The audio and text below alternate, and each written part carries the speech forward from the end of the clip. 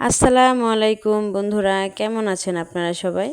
আশা করি অনেক ভালো আছেন। আল্লাহর রহমতে আমিও অনেক ভালো আছি। তো আজকে আমি ফুলকপি আলু দিয়ে রুই মাছ রান্না করেছি, সাথে দিয়েছি টমেটো এবং ধনেপাতা কুচি। তো সেই রেসিপিটাই আপনাদের সাথে শেয়ার করব। চলুন রেসিপিটা দেখে নিন। তো এদিকে আমি মাছটা ভেজে নেওয়ার জন্য হলুদ গুঁড়া এবং লবণ দিয়ে মাখিয়ে নিচ্ছি। আর অবশ্যই মাছটি খুব ভালো করে ধুয়ে পরিষ্কার করে নিয়েছি রান্না করার আগে। তো এখানে আমি মাছটা এখন ভেজে নেব তেলের ভিতরে। তো রুই মাছটা সাধারণত একটু ভেজে রান্না করলেই ভালো লাগে, কাঁচা রান্না করলে ভালো লাগে না। তো এই মাছটা আমি সবসময় ভেজে রান্না করার চেষ্টা করি। তো আজকে আমি সবজি দিয়ে রান্না করব। সবজি বলতে সব ধরনের সবজি দিব না, বেগুনও দিব না এবং ধুন্দুলও দিব না, শুধু ফুলকপি আর আলু। তো এদিকে আমি পেঁয়াজ কুচি এবং মরিচ ফালি আর সামান্য পরিমাণ লবণ দিয়ে পেঁয়াজটাকে ভেজে নিব।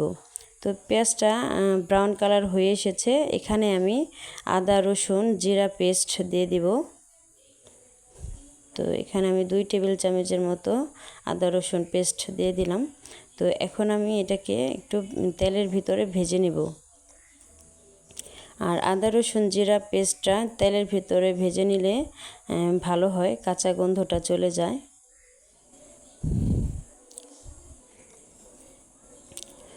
তো এখন আমার এটা ভাজা হয়ে গেছে আদা রসুন পেস্ট। এখানে আমি একটু পানি দিয়ে দিলাম।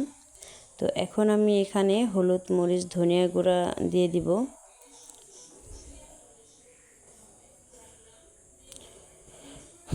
তো এই মশলাটা আমার বাড়িতেই গুঁড়া করা, আমি বাড়িতেই হলুদ মরিচ ধনিয়া একসাথে গুঁড়া করে নিয়েছি। তো এদিকে এখন সবজিটা দিয়ে দিলাম, আলু এবং ফুলকপি।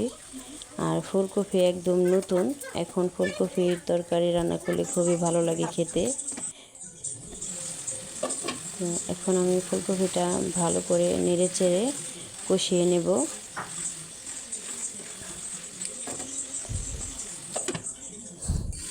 তো এখন আরেকটু নাড়াচাড়া দিয়ে আমি এখন পানিটা দিয়ে দিলাম।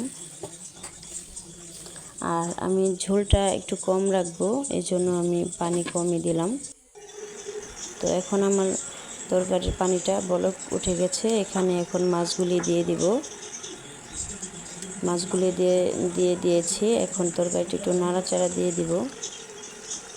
আর এখানে এখন আমি টমেটোটা দিয়ে দিব। আর টমেটোটা এখন দিলে টমেটোটা সিদ্ধ হয়ে যাবে, আর একটু দেরিতে দিলে কাঁচা থেকে যাবে, যেহেতু এখন টমেটোর সিজন না। টমেটোটা একটু শক্ত টাইপের হয়। তো সিজন ছাড়া কোনো কিছু তেমন একটা ভালো না, তবু আমরা খাই। তো এখন টমেটোটা দিয়ে দিয়েছি। এখন এখানে আমি ধনে পাতাটা অ্যাড করে তরকারিটা নামিয়ে নেব। তো এখানে আমি ধনে পাতাটা দিয়ে দিয়েছি। তো আমার ভিডিওটি যদি ভালো লেগে থাকে অবশ্যই লাইক কমেন্ট শেয়ার করে পাশে থাকবেন। আর অবশ্যই যারা আমার পেজটিকে